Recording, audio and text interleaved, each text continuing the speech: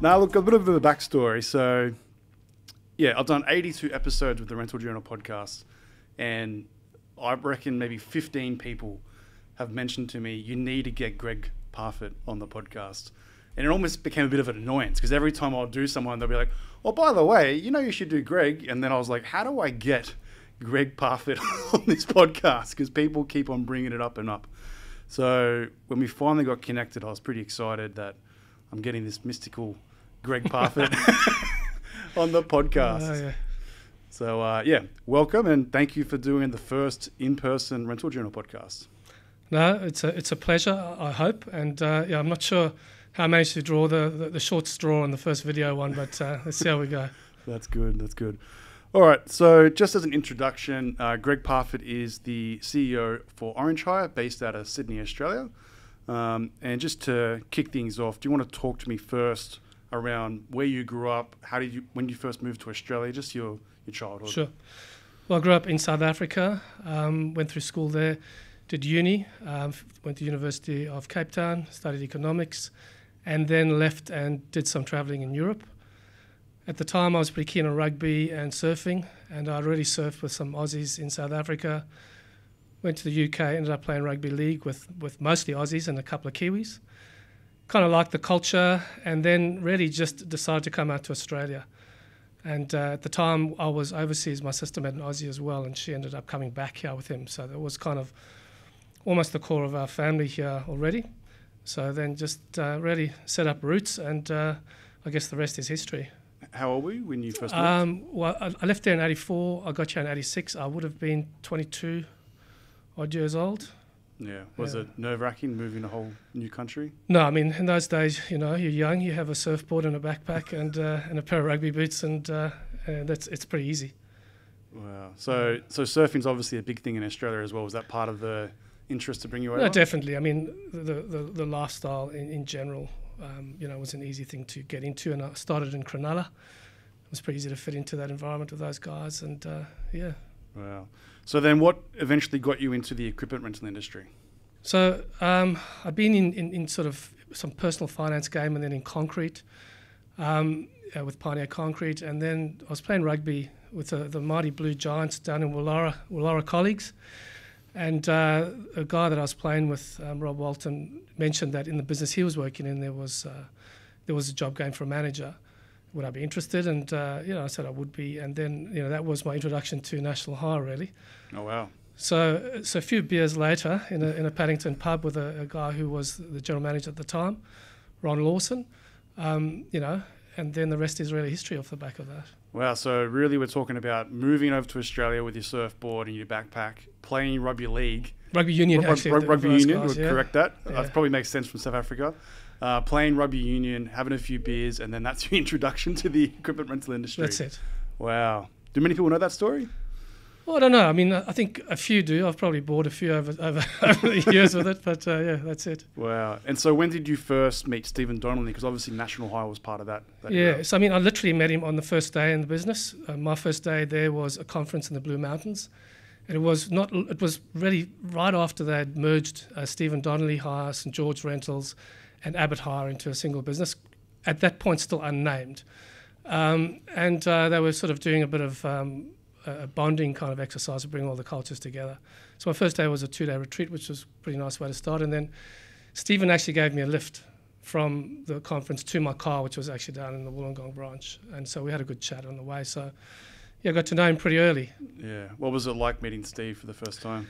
That was good. I mean, he's a super humble guy, and so I mean that probably was the thing that came through first. He was on the drive down telling me how well I'd gone in the conference, and that was the second time he did it, and putting himself down kind of thing, which I thought for the guy who owned the business, was quite refreshing in a way. And then I got in the car, and it was really early days of mobile phones and stuff. I'm talking really early.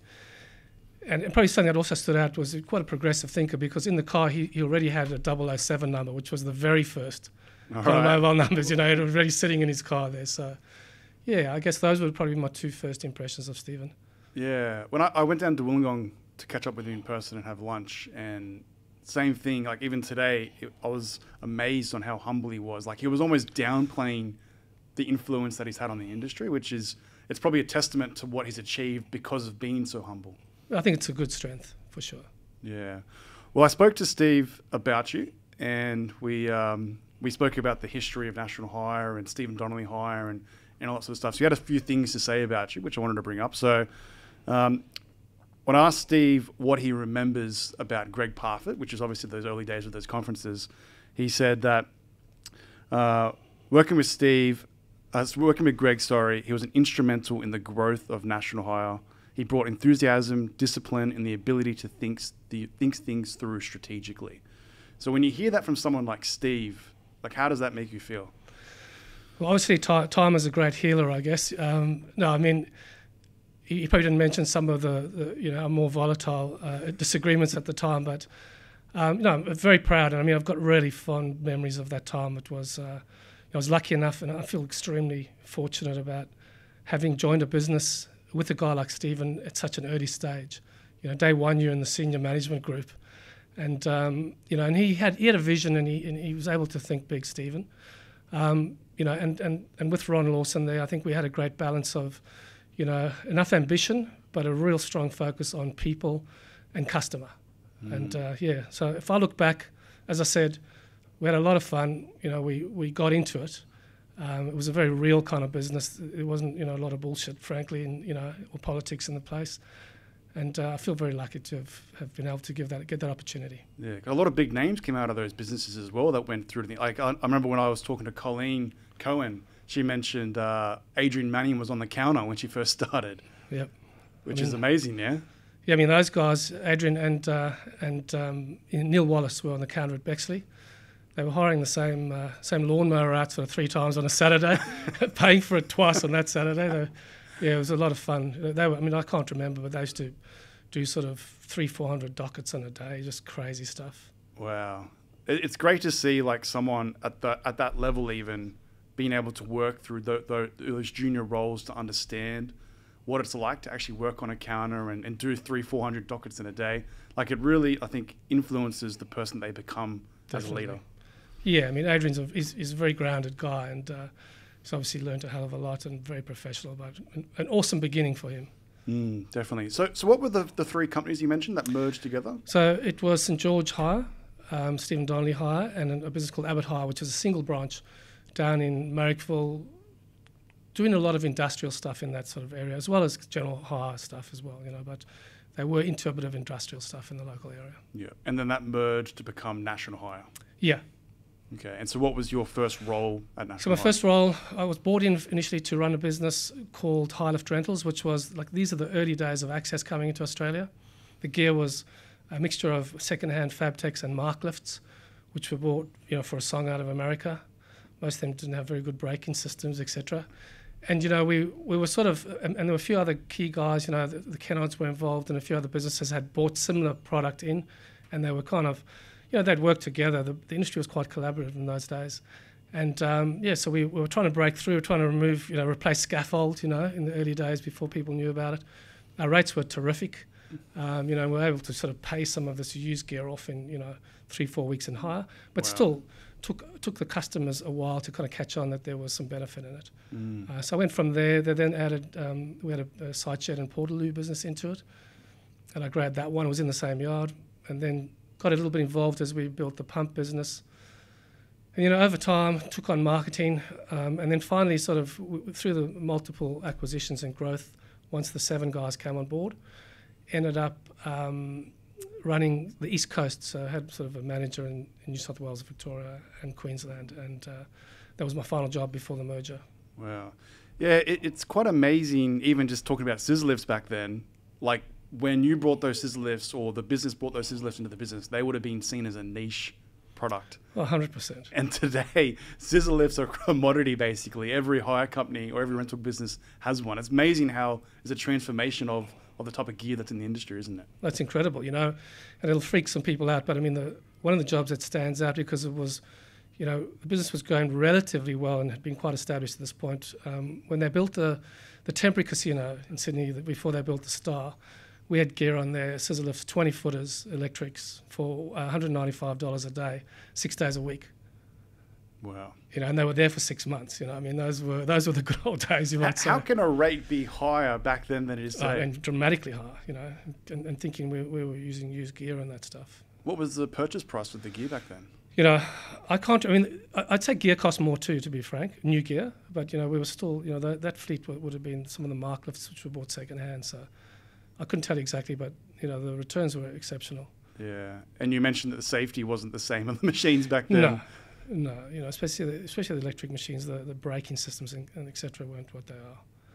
Wow. Yeah. No, it's amazing how an industry can evolve. And I think I remember when I was chatting to Steve as well, when he went to the US, he said that in Australia he was going around to different locations and he would see these rental yards in Australia and they would have the various bits of gear, and he would go to the US and would see all these boom lifts coming out of the yard like dinosaurs, basically.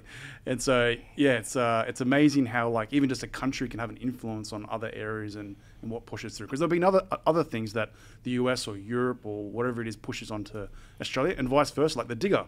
The digger got pushed over the US from Australia. Yeah. No, I think a lot of the trends have come out of the American market. It has been a bit in front of us. And I think today, I mean, the rental penetration is still larger over there. So plenty of scope here still. Yeah. And so National Hire really went through a lot of acquisitions and growth, and there was a real train of growing that business. And you mentioned the culture was a big part of that. So what were some of the key acquisitions that happened in those early days, and how did you keep that culture running? Yeah, I mean, I think certainly I can remember all of them. A couple that come to mind would be Core Jigs Hire, Atomic Hire. The All Out acquisition was one of the bigger ones we did, and they were a very well-established business. And bits and pieces around the place. I mean, I guess for me, we did some of them well, and we did some not so well. And I think we became quite good sort of technically at implementing.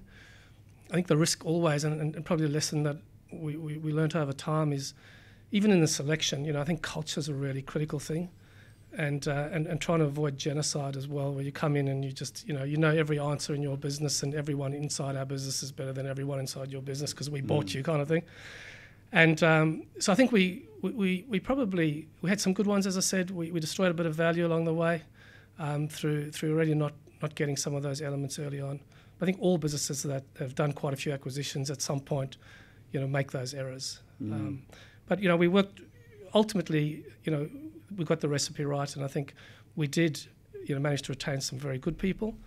But I would say, my experience with acquisitions is that cultural fit early is a really key kind of element of whether you're going to destroy a bit of value or not.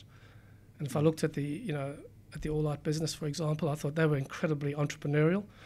We were a lot more kind of at that point. We had gone through some growing pains. We were trying to tighten up and, I guess, get control of the thing. And those two kind of elements didn't necessarily go well together. And we lost some key guys out of that business quite quickly, which wasn't great.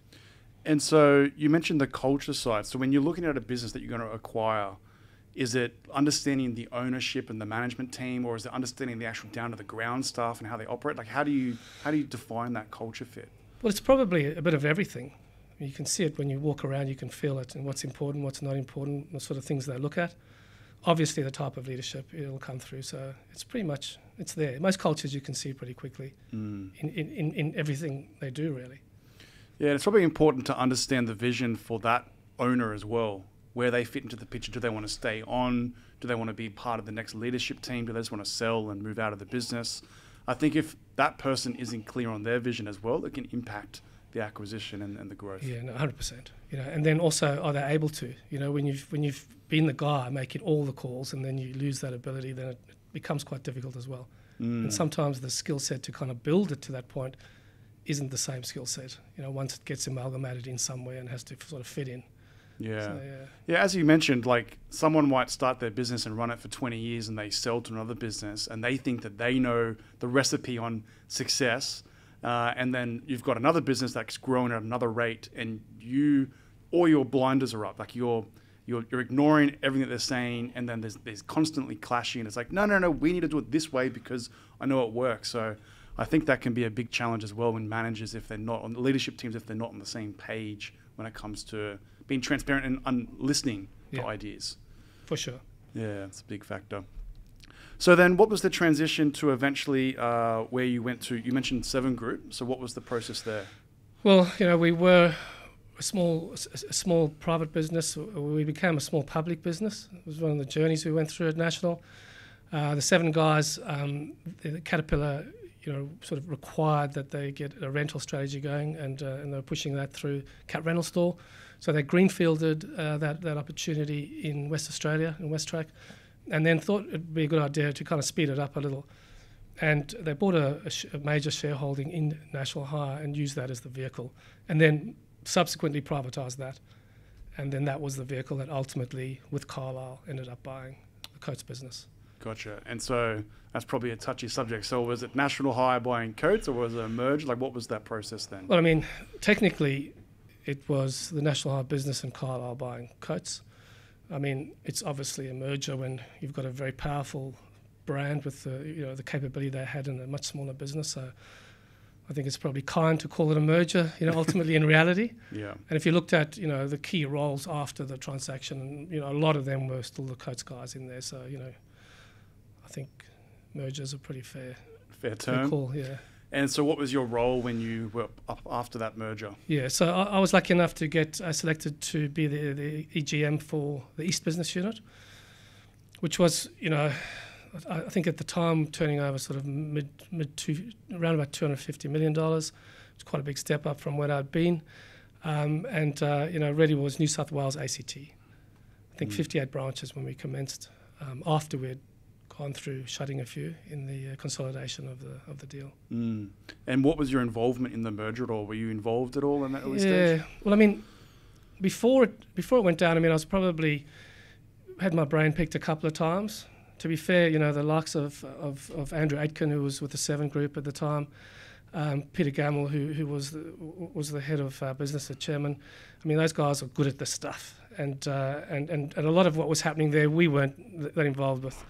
I got heavily involved with it once I had my new role in the East, and then it was my job to implement the transaction really through that business, which was a significant challenge, I guess, bringing two businesses, and I think culturally, quite similar in a way. People on both sides were really committed to customer. One was a little bit more professionalised, being such a large business. So we went to work and try to bring the best of both businesses together, I guess, and that was a good challenge for us. Mm. And so then what were some of your roles while you were at Coates Hire then? Okay, so from the East, running the East Business Unit, I got, was lucky enough then to get the South Business Unit, I guess, tacked on. And so that was Victoria, Tasmania. So I ran that for a while. Afterwards, Lee Ainsworth, I think, I can't work out whether because, well, the reason he gave me was he thought I'd do well going to the corporate office just to get, I guess, a bit of polish. And, but it also might have been to kind of break up the kind of, the empire we were sort of building, as you tend to do when you own these kind of business units. They aren't always necessary for the greater good or effective. So I went into there and I had a role which was really dealing with all things revenue generation, I might say, from a corporate perspective. So marketing, pricing, sales force effectiveness, and then the national sales guys reported in there, and there were a couple of sort of national guys running the big accounts. So that was the role there. When Michael Byrne came along, he felt that the role didn't necessarily have the teeth or the accountability in setting the agenda for sales, but not really running the sales. So they then, I guess, turned it into a real job, and the sales guys got pulled out of the business units and reported to myself, which was, I think, the only time it has occurred in Coates. And I was pretty happy at that time to be the guy getting them, not the guy in the business unit having them taken away. I've got to be perfectly honest. So there was 320 odd sales guys then right through the country that came through that channel, which was a terrific role for me, kind of $1 billion sales target, and also the opportunity to get involved with different industries, some of the mining up in the Pilbara, some of the big oil and gas projects, those sorts of things. It was an exciting time to be in that role. And really, I guess I got to see a lot more of Australia than I had. So terrific role. Yeah. What's it like being responsible for 320 sales reps? Yeah, no, it's interesting. Obviously you've got in that business, Coates are terrifically resourced. It's a really good channel. with lots of layers. I enjoyed the role. It's one thing I have found, and I'm not sure what it is, but the sort of scale has never kind of really been too much of a challenge. I think what you end up doing is getting more resources and potentially, I mean, if you enjoy building teams and running people, it becomes almost easier. You know, you're more of your energy on that than on execution of tasks, so to speak. So that kind of worked for me. Yeah, it's almost identifying the people that are making a big influence in the business and promoting them to new roles so they can manage teams and whatnot. If you try and do everything yourself and micromanage, it's just going to collapse. That's really. right, you can't. Yeah. And that sort of, I guess it does suit my style, that type of role. Yeah. $1 billion target. Yeah. That sounds a bit scary, doesn't it? I'm glad I don't have that today, yeah. So no, it was. But it's a big machine coats. A very strong business with very good market share. Yeah. And then, so there was a lot of acquisitions happened when after that as well. Plant Hire, Rec Air, I think was also part of that. Rec Air was before. So before we got there, Rec Air had already occurred. And so just a lot of acquisitions happening in the 90s and like in that period, which a lot of change in the businesses. So how did the business manage that change and what influence did you have over that? Because there's a lot of movement, a lot of changes, a lot of influence, a lot of happy people, a lot of unhappy people. I think, as you mentioned, the acquisition, things don't always go perfect. So where did you sort of fit in that picture? Yeah, well, if I go back to when I got into the East, put a lot of energy. I actually used a guy called Wayne Pearce, who's an ex-footy player, but a very good business coach, very big on team. And I guess we started off, once we had everyone, to get everyone in their roles, we made sure we ran very fair process. There was always a panel. There was a coach guy on the panel, the national hire person on the panel, and I had an independent guy called Bruce Rowe, who, he was a terrific guy. He was at the end of his career, and we just try to make everything fair and get rid of the agendas. So that was important. We also try to look for the strengths in each other and kind of really leverage it rather than just go, well, we know how to do it. You know, I was lucky enough that coming from National High, I never felt like the conqueror, so to speak, so always very respectful of what those guys had. We were big on setting boundaries and rules for how we operated, and things like, and we went down multiple levels in the organisation around, always follow the org chart, because people were in the habit, and when you do these things, they keep going back to their old channel, they go around the back door, and then effectively and actively forming relations with people you didn't have. So you kind of got rid of that noise in the system where people were uncomfortable going a certain pathway, and we put those things in line quite quickly. And then also very big on, if you've got something to say, you need to say it directly to someone, good or bad. And we really very quickly stamped out anyone, all that backstabbing that can go in these political environments. And I think if I look at how quickly we came out of the ground comparative to the other business units, I think it probably helped the kind of that real diligence in that place really helped us unite quickly and get going, because we got less turmoil, I guess, from the transaction through it. Yeah, and then what were the business units at that point in time? So that was after. So for Coates at that point, it was all geographic. Okay. Yeah, gotcha. Southeast, northwest. Gotcha. That was after all the people came together. P624. Yeah. That's it. I think Adrian mentioned that when I was chatting to him. Yeah. So when did you finish up with Coates, and then what was your next challenge, and how did that sort of pan out? 2017, I left Coates and had a bit of time off. And then through an ex-HR guy who worked with me in Coates before, Harry Ross, got sort of put in touch with a mob called Inchcape, which at the time, they are a very big public company in the UK, one of the largest distributors and retailers of motor vehicles in the world. And I got to run a business called Auto Nexus for them. I was the MD for Auto Nexus in Australia. That business, we stored and processed a lot of vehicles coming in and distributed them, come off the docks. We ran parts for some of our own brands, Subaru, etc., also BMW, VW, and those sorts of guys. We did upfits on things like ambulances, police cars, and then also did some aftermarket work on cars. So everything associated with vehicles, apart from kind of retailing them, I guess, Sure. That was our job. And we had sort of a blend of internal customers through the Inchcape group and external customers. Yeah, and then transferable skills. How did that sort of pan out? You've got a career in hire. You've worked for 25 years, 30 years in the industry, and then you're sort of stepping out. You go into a new industry. So I think some people say that once you get in higher, it's hard to leave.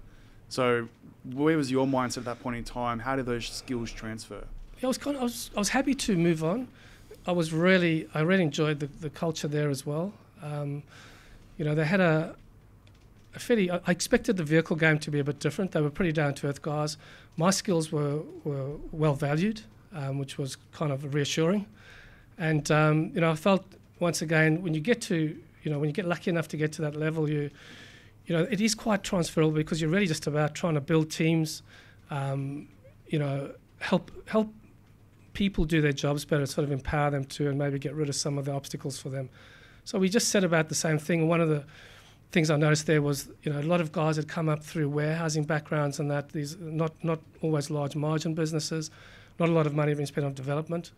So we built a kind of base level leadership course, and we started everyone who was even a team leader, anybody all the way up did the same course. And we started to get a lot of stuff going in that direction, build the culture of that, building trust, etc. And then my own team, we went down that same pathway of a lot of feedback, a lot of openness, no silos, everything's on the table, not there with the parts guy giving his little download in the month and everyone just behaving themselves and waiting for them to finish and doing that, but it was robust. Yeah. So used all that stuff, I guess. And so you mentioned earlier that when you manage people and teams and organizations, you want everything on the table. You want them to be honest, and just, if you're going to say something, just say it. A lot of people get nervous saying stuff that maybe they think they might get criticized on, or they might get in trouble, or they have an opinion on. So how do you manage people to become more transparent without having fear? It is difficult. When I started doing it, and I only sort of worked that out quite recently, when I was in that group in the East in Coates, it was incredibly robust. I know some of the comments from some of the corporate guys who used to come out there and try and roll something. It was quite uncomfortable for them. We had a group of people that were probably a little bit too similar and extremely robust guys and girls. And, so it was incredibly robust, and no one was easily offended, and a lot of thick skins in that room. But that isn't always the case. And I think the thing is to start gently, building trust. There's a model that Wayne introduced, a thing called Johari's window, which is all a little bit about exposing yourself and becoming more human, and then we sort of connect easier if we do that sort of stuff. So building that stuff up, making sure there's lots of positive feedback, and then some of the negative or improvement feedback, I should say, coming in. And ultimately do quite a bit of speed dating, so to speak, just pair off and before you start a meeting one-on-one, and give each other some recognition, and then give them a gift of improvement as well afterwards, and then change partners sort of stuff. So a lot of that sort of thing. Sure. To get the energy going. I like that, gift of improvement. Yeah. Well, it is ultimately. That's one of the things. People find it hard to give people advice, but there's so many blind spots we have, and I think it's a massive disservice if people aren't aware, and it's hard to get better if you're not aware. So. And it's probably an art form in providing that gift of advice as well, without coming across too arrogant or direct or whatnot. So it's important for managers to also know how to communicate effectively with their staff as well. How do you normally deliver that sort of message to someone? Yeah, it is difficult. I think exposures are good, like most things, is a pretty good thing. So starting off, having a little bit of trust and starting off and then taking it almost down a layer when you just join in with them is useful to build it. Mostly practice, but you need that trust in place, and you need to have, you've got to be coming from a very genuine place. Yeah. And, I'm not the most, I can be quite a direct communicator, but I think, generally if you're in it, and I think people will take the style for what it is because they know the intent is right. I think if you've got that culture going through where everyone's just trying to get better and help each other, you get the momentum in it. Yeah, and I think when you do provide that gift of improvement, I love that quote, and they make that change, or they try and make the change, and you notice that, and you bring it up in the next week or month. That's a big thing, yeah. 100%, and you do get the chance if you're doing it often. You do get the chance to give your recognition for it. I think you've got to make sure, particularly in all the management books now, I'll tell you. You have to make sure there's a lot of recognition coming for the improvement opportunity to be acknowledged. So it's that balance. You just got to keep keep coming. We didn't necessarily start that way in Coates. We started sort of one-on-one, and as I said, we were lucky there was a robust crew. Yeah, very good. So eventually you came back to the hire industry. Yeah. Today you are the CEO of Orange Hire. So how did that eventually come about?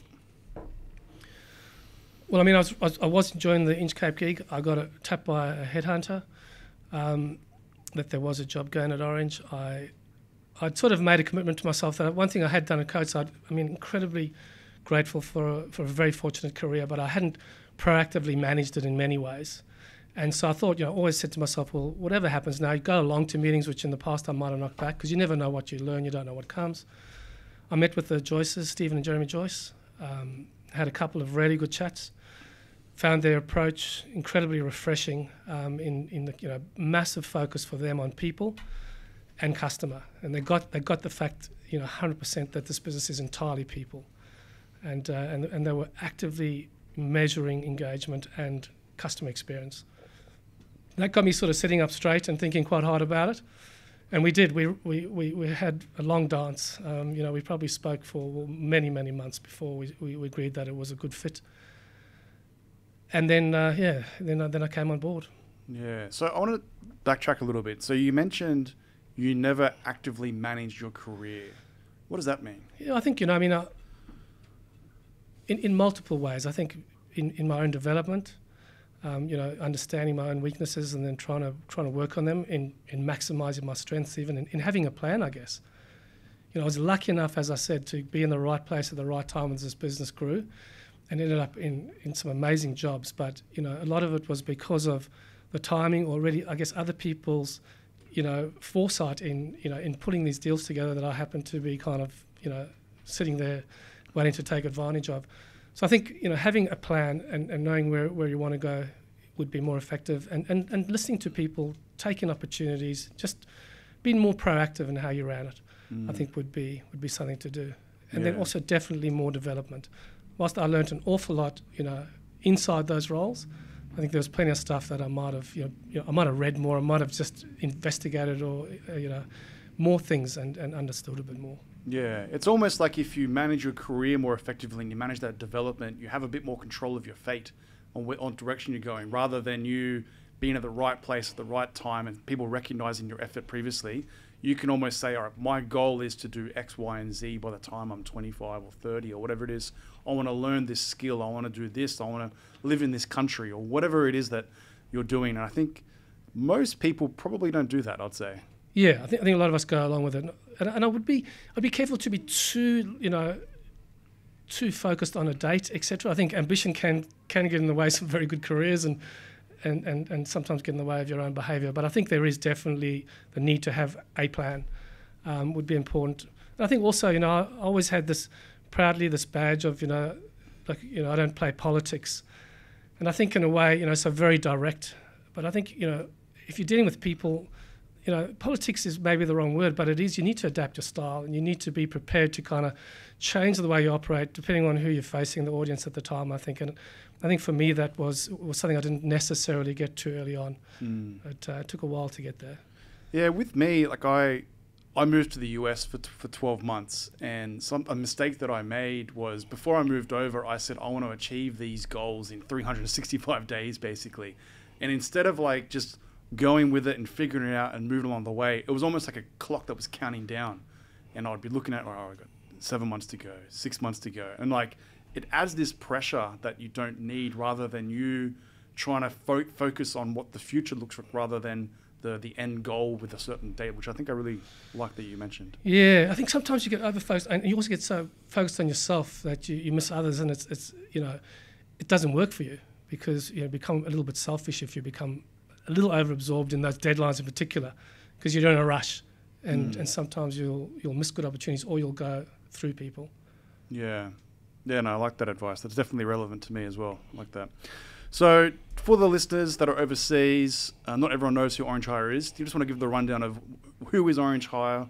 What do you rent out? What's your demographics, and what's your geography? Okay, so it's a business with two verticals in hire. We've got earth moving and compaction, and associated attachments, etc., and then traffic, which is electronic traffic and barriers, basically. East coast of Australia, we've got about 90-odd people working for us. It's not a big business. We've got a very young fleet.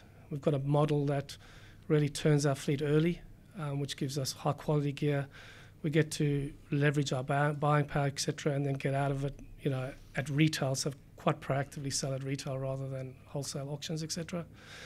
We try and cover as much ground as we can with the most limited overhead and branch structure we can, so reach as far as we can with only 7 branches. 7 branches. And so when you came on, what was the number of branches? I think we've added 2, so there were 5 branches when I got on board.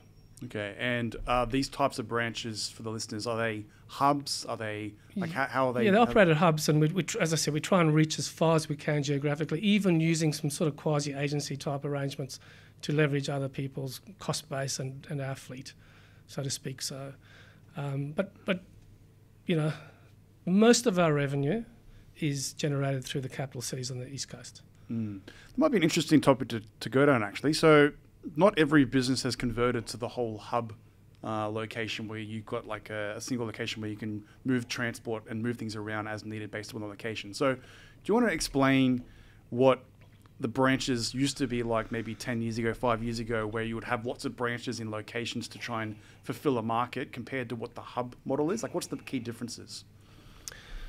Well, I mean, it depends on your product, I guess, too. So if you've got if you've got customers dropping in through convenience to pick up stuff on the run, well, I think you need a broad network of branches. Generally, that stuff comes also with high FU equipment, so the kind of cost of the network is there, but you've also got more efficiency on the capital, I guess. When you're dealing with bigger products like we do, there's pressure on returns, and I mean, one of the things I've seen in the hire game is, the higher the capital cost, generally the lower the return or the price per day against its original cost. So I think in those games you need to try and streamline distribution and reach as far as you can through transport networks, etc. So it's probably more about the type of product you're distributing than anything else. Yeah, I was chatting to RPM Hire, which started down in Victoria with Ash Woodcock, and so he was mentioning that all their inquiries go via Melbourne, and so they manage their Sydney location, which I think is out at Ingleburn, I think. And it's amazing that because no one really goes to pick stuff up, like you can divert calls and whatever it is to any location. You can be in a different country if you really wanted to.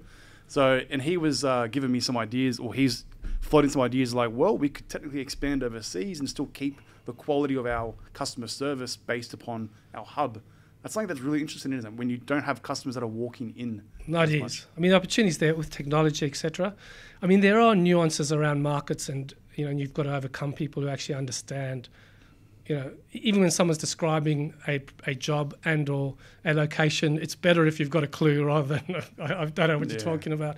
But I mean, the possibility's there for sure. And we all saw during COVID how remotely we could operate, and we weren't anywhere near the customer at that point as well. Yeah. And in our own business, we do end up, quite happily, shutting branches, telecoms, and diverting to another branch while there's a meeting on or something like that.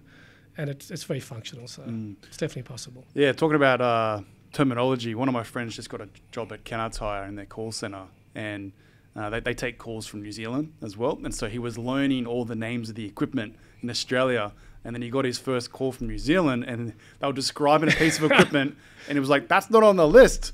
Like, that's not. I don't know what that's called." And because they named something completely different. Like if you went to the US and said hire, they would have no idea what you're talking about. Yeah, that's a great example. That's like the 101 one. Yeah, no, it is different. I mean, I just remember Donga, and I think Donga could be even Victoria for a shed, and I was like, "Pardon me." That's just in this country. That's so funny.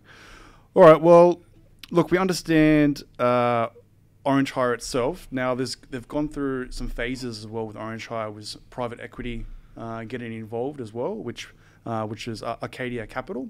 So how did that happen? How did that eventuate? What does that mean for Orange Hire? And just give us a bit of a rundown. Yeah, well, it was always the plan when I got here that we would do a transaction like that. We ended up for a number of reasons going a bit earlier than we thought.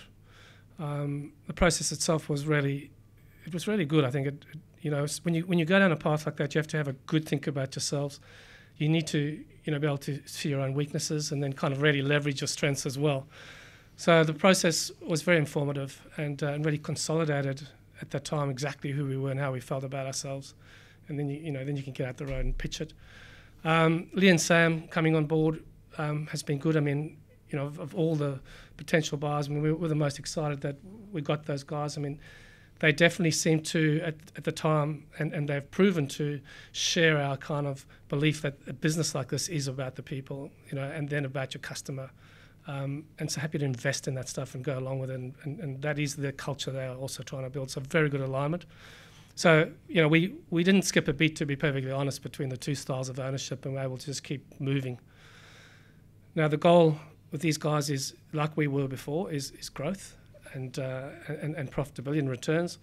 And then ultimately, keep it in a shape that if someone comes along that's got some further vision for a different future for it, parts with some money and a new journey starts. So, yeah, but pretty much for us, inside the business, we're still focused on the same things, and which is our people and our customers. Yeah, and I think it's very important, even when you mention what that future might look like, you might be acquired in 10 years, whatever it is, that you will still keep that same cultural fit, and you won't sell to someone that doesn't have the same values and cultural fit, because it's very important for both ways, yeah?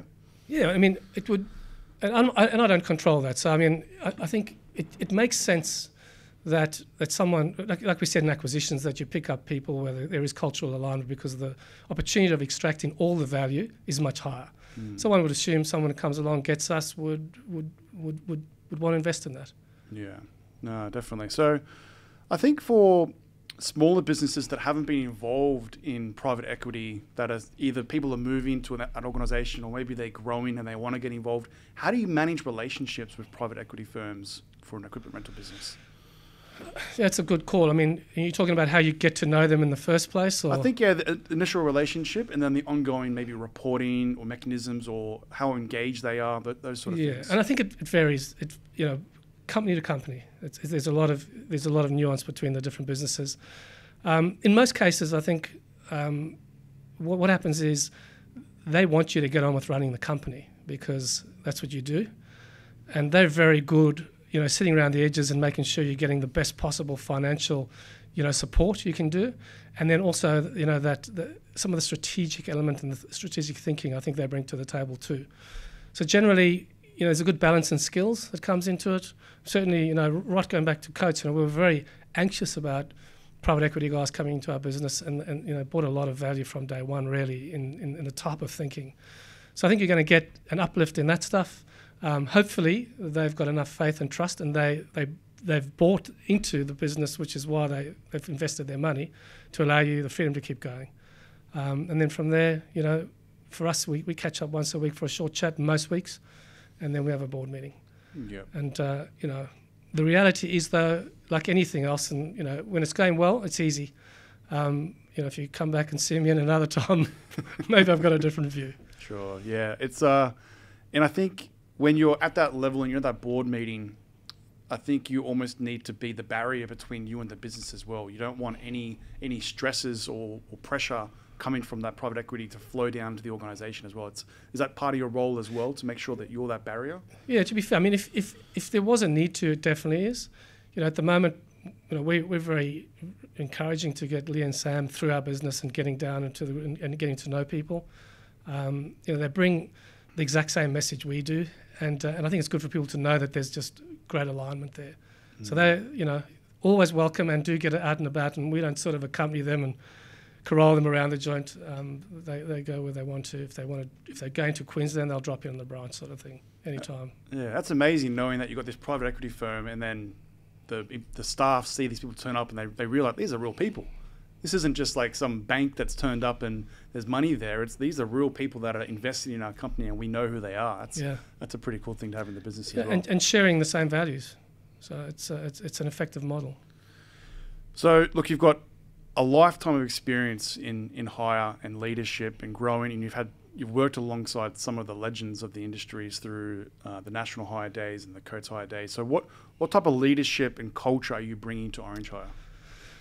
Well, I think coming back to that point, which I would have repeated a lot already, very important to get engagement in the staff and get that discretionary effort going, but really important to see people grow and become the best version of themselves. If you can create that environment, that's very rewarding, and really trying to do that. And then big focus on customer. So, the two key measures in our business are we do an engagement survey every fortnight. It's sent through online. So the engagement number, and then NPS survey through our customers, which we do really at the end of most hires. Those things are fundamental to driving what we do, and the focus is there. And then from there, obviously you've been around the game, you understand the key levers. Trying to not tap into too many key levers, but accountability around the important things, and making sure people understand the relativity in some of the measures. There's always a lot of things to measure, but what really matters, and what takes precedence over another thing.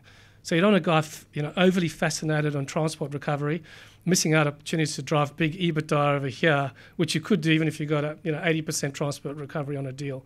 So really helping people understand the commercials and the big picture. And as I said, you can't have highly engaged people without accountability, because they want ownership, but they also want to see that their teammates are being held accountable for what they do. So really pushing those things are important to us. And then trying to be, trying to keep learning and developing and having that learning mindset. And and it was really for me, when I got on board at Orange with the Joyces, they had a really awesome approach to ongoing learning. And there wasn't a week where I didn't get sent, watch this YouTube thing or check this book out. And it really opened my thinking up. And so we share a lot of stuff around the business as well, trying to kind of expand the way we think. And then on top of that, I guess there's this theme coming through now on well-being, and particularly in these sorts of environments, making sure there's a lot of energy put at everyone's well-being. And we come to work sort of physically, but also mentally and emotionally kind of well to give our best. And we look after each other in that regard. Yeah, very nice. So let's take a step back. For the listeners that don't know what NPS stands for, it stands for Net Promoter Score. So what is that, just for the listeners? Well, it's a hard measure on customer experience, I guess, in a nutshell. It's a global standard. It's a tough standard because really, 9 and a 10 are the only things that score as good scores for you. And you get into a 6 and you're already into a negative detracting score. So a simple equation between, your total, your promoters less your detractors against the total the score.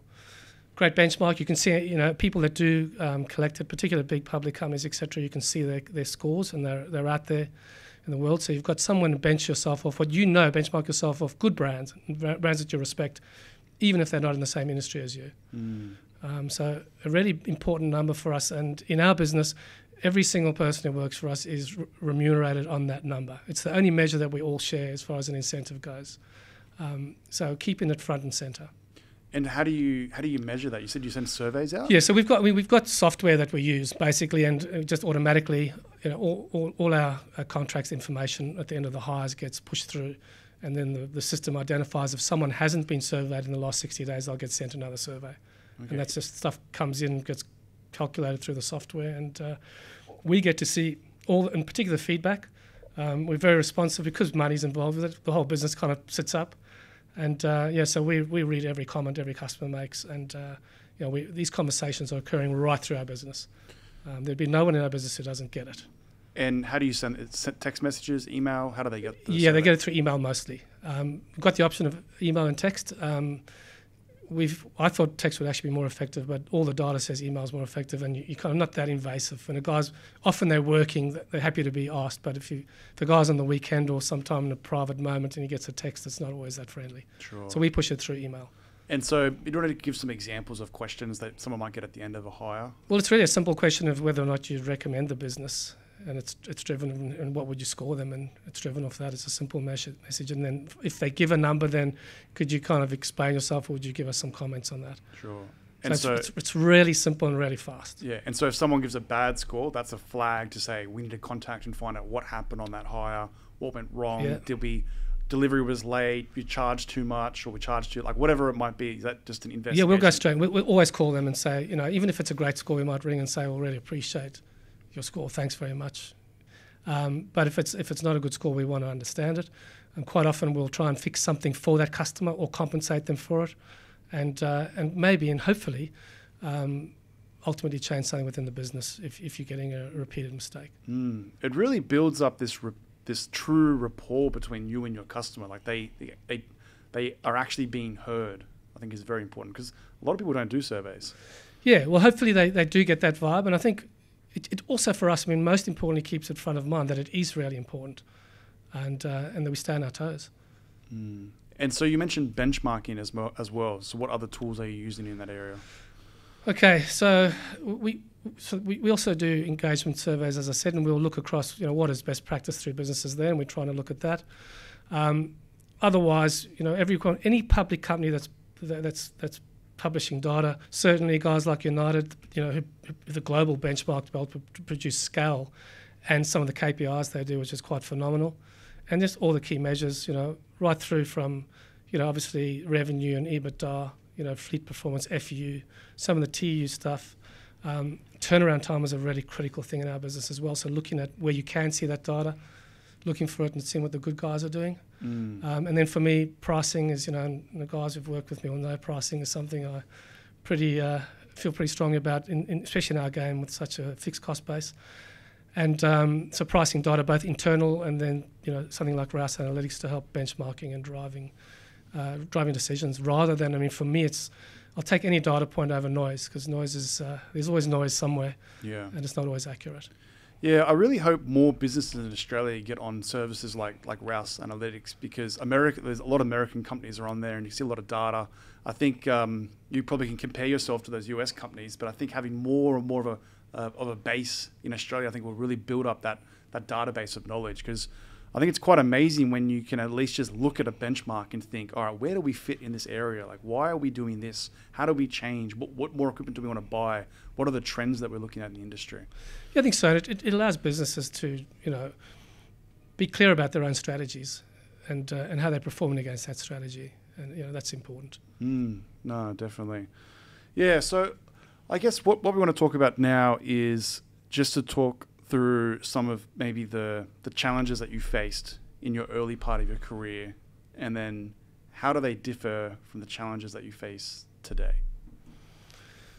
Yeah, I think the game is largely the same, if I was to be perfectly honest, and I come back to the thing, it's a people game and people haven't changed that much. So I think the fundamentals are still very similar. And one of the key differences is, you can't function without at least reasonable to good IT capability. There's ultimately you need that as just a basic enabler. So you need good systems. Safety is probably the biggest thing that has shifted, in the focus in on safety. It's a very different game from that perspective, and we're much more knowledgeable now. And I guess, it is the industry. On the whole, I think just generally workplaces are better for it. So that's been the significant area of focus that businesses have had to adapt to. And that whole thing about sort of that governance area and social things and environmental things are probably more in the spotlight now. Probably should have always been, to be fair, but there's more emphasis in businesses to focus in on those areas, I think. So yeah, some of the changes are really around being a better citizen and taking better care of people, and then the other key one is around that IT. On top of that, as go back to my $195 a day for a second-hand electric scissor, there's more competition. There's better informed, mostly through the availability of information. Our customers are much better informed. So that puts some pressure through margin. So you've got to be better at what you do. If I look back and go, where was all the money we made and why didn't we make more in those sorts of price opportunities? I think now the businesses operate tighter, better systems, better controls.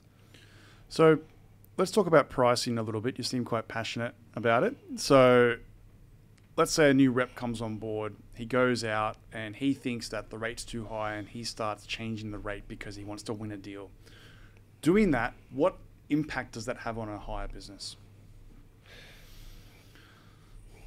Well, I think, it's like any business. You have to be pricing profitably and you have to know your cost base and where your line is. It is a tricky game, pricing in hire, because there is a cost for gear setting in your yard too, and in some parts of the business, and barriers is a good example. It's quite whippy, So you do find you've got super high utilisation and it can drop quite quickly to very low, and then you've got to make a decision at some point, where is the line? And the difference between an awesome market and a very average market, could be half or more. So you are going to need to at times flex depending on what's going on. But I think really the decisions need to be a bit more strategic than just some guy being told by a customer, this is where you need to be. And one of the things that, and all due respect to the sales guys because they play such an important part, but they're not always the best equipped to make strategic decisions over pricing. So for me, it's getting as many data points as you can, certainly making as much comparison, having a look at, what's the average price being achieved by a certain salesperson against another one, and why is it different? If I look, I've seen markets, Coates, at one point in the east, there was the rate was 14% higher than it was in the south. And we couldn't find any reason for it. And it simply had been that we had spoken about it like lunatics for the 3 years before that, and it hadn't necessarily got the same amount of air in the south. So it's almost, I think, pricing, having good data points, knowing where your bottom line is, and then pushing it as a cultural thing, as a belief thing, as a pride thing, and really talking about it often. I think you can impact it. And then, over the top of that, you've got sort of the strategy of dealing with your utilisation. And with those decisions, I think need to be taken off the front line, or you're at risk of doing significantly more transactions at a loss than you want to. And in terms of buying equipment, over-financing a business as well. There's been numerous cases in the past where businesses have been over-financed, they've been dropping low rental rates, and those businesses eventually went under. So where's the sort of mix? Like, where do you normally find that sweet spot for financing? Well, I don't have an answer for you on that one. I mean, there are so many variables involved. Interest rates are pretty good at the moment. I think it's the structure of your total debt. It's the average age of your fleet that's really important, and the value that's in your fleet, even in a depressed market compared to, I think you need to make sure you've got some good coverage on that sort of stuff compared to your total level of debt. And then it's really, everyone's got their own appetite for risk. You have to borrow to grow these businesses. They're capital hungry. So I don't think I'm in a position. If you spoke to the guys who own us and or our CFO, he'd probably give you a better answer or give you a definitive view. My view is you don't want to be overly leveraged in any business, but these businesses do have to play at a relatively highly leveraged space. It's very stressful for startups that come into the equipment game. You almost need to have the contracts won before you start the business, because you get these contracts with these finance agreements, and you can't have your gear sitting there, because now you got your business on the line, and you've got maybe even your house on the line for these small startups. So I think there's just a lot of pressure there to make sure that you're not overcompensating yourself. But you also, as you said, if you want to grow the business, you need to capitalize. And I think the big risk, one of the things, when we started, the limitation on trying to grow a hire company, and as I said before, Steve Donnelly is a pretty big thinker, and you were always restrained by capital, and capital was harder to come by in those days. And it has got easier, and certainly OEM, related capital has changed the game a lot. So guys could go out and it could take you years to build a fleet of 100 bits of access, and then someone could be gifted 100 pieces overnight by one of the suppliers, and then no payments for the first 6 months, 9 months, whatever. I think those type of kind of false economies you've got to be careful of, because it's fantastic when you start, but then the reality of it bites quite quickly.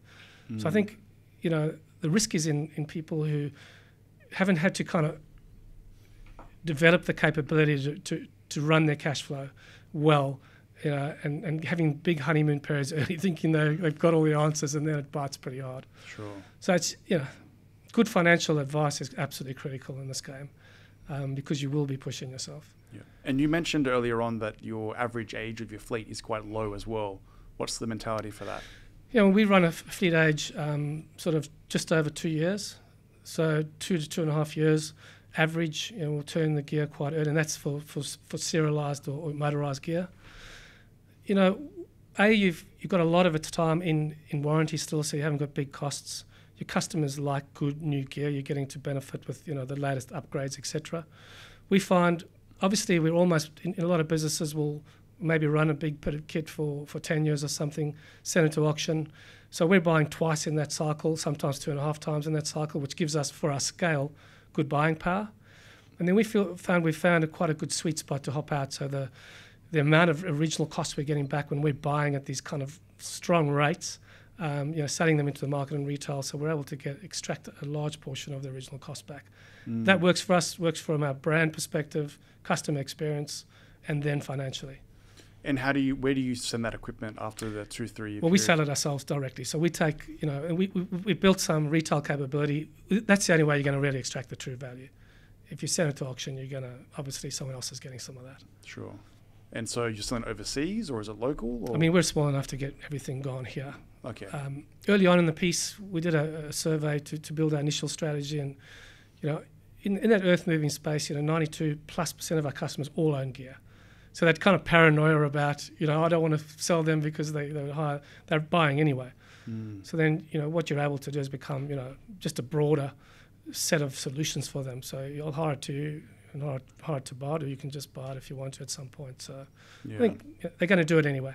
So getting more involved in that, and for us, our size, the market here is well and truly big enough to retail. Yeah, definitely. All right, so let's learn a bit more about you. So who do you think played a big influence on you from a mentor perspective over your career?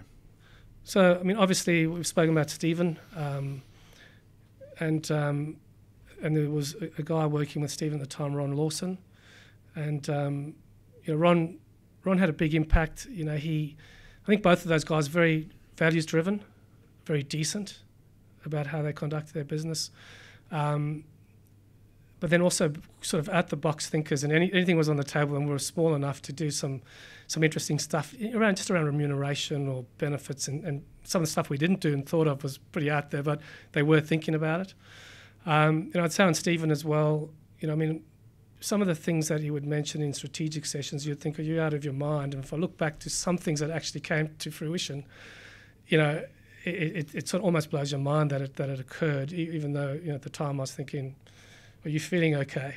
And I think for Stephen as well, is very strong work ethic, and that was also something to pick up on. If I go through Adrian, who was a guy that we did a lot of stuff together, and we were one of the consistents through National Hire. We leveraged each other well. We were a good foil for one another, and a lot of trust and a lot of respect, and learned a lot from Adrian as well over the time. Getting into the Coates business, Lee Ainsworth, I found very. He was a good guy to learn from. I mean, Lee was it was hard to phase him, and as you said before, he was a great buffer between the board and the business at times when maybe it needed to be, and he absorbed a lot of pressure in that regard.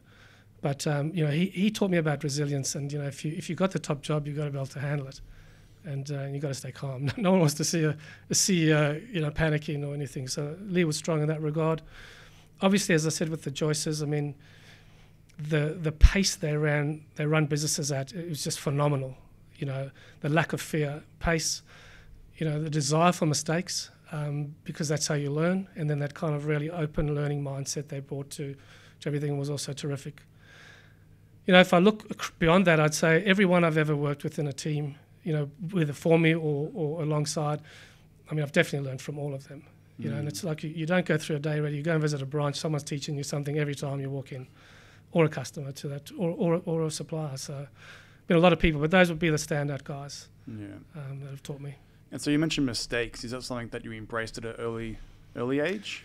I can't say. I mean, I'm probably. It's not something I got early. I mean, you do make mistakes. I probably don't get hung up and dwell on the past too much. So maybe a little better than some with them. I'm certainly not a perfectionist or a workaholic, so I don't suffer from that sort of stuff. But I guess what interested me with the Joyces was they had that mentality was like you almost, if you're not making mistakes, you're not having a crack. And I did like that approach. That was pretty fresh thinking. I mean, sometimes in businesses you become a little bit conservative and everything's overanalyzed and you don't do much because of it. They were happy to go at it pretty hard and fast. Yeah, it amazes me when I see these businesses that have been around for 30 years and there's still one location, and it's nothing wrong with that. that's perfectly fine as well. But you can see that they don't want to step outside their boundaries. They don't want to open up a second location or acquire someone. And yeah, you can't grow if you don't take those mistakes on. Yeah. And I mean, at the same token, those guys, I mean, we're all different. They're running very fine businesses with extremely loyal customers and staff, you know, each to their own. But yeah, it's a big call sitting in one place for 30 years. Oh, definitely. All right. Well, talking about the past, if you could give some advice to young Greg coming over with the surfboard, maybe, or maybe doing his first day out at National High, what would you say? Yeah, I think, you know, we've sort of discussed already, I think just being more proactive about my career and about myself, you know, understanding a bit more about my weaknesses and wanting to do something about it. And then also just understanding your strengths and making sure you're leveraging them well. Maybe playing the game a bit more, being prepared to play the game a bit more. Probably, you know, ultimately ruffled more feathers than I needed to along the way, and that's not useful, you know. You might walk away feeling like, you know, good about it for 3 seconds, and then it doesn't really get you where you need to. Yeah, I think those would be the key things, and then have a goal, as we said before. You know, know where you want to go. If you're not aiming at something like that, well then, you know, you're not in control of it, or you're not driving it. Yeah. So you said you used to ruffle a lot of feathers. Is that something that used to be overly direct when you were younger? I think I was direct, and it's all about the receiver, I guess. You know, times no doubt overly, you know, perceived as overly direct for sure. Mm. Well, there was a nickname that was out there for you back in the day. Maybe you can add this into the mix. So I heard that your nickname when you were younger was the Pope. So where did that come from? You know, and you did give me, you know, some warning on this one, and I can't tell you. So, you know, when I think about it, and I wasn't there when it was first called out, it wasn't like an incident that occurred and someone went, "You're the Pope." I just kind of heard about it and then it stuck.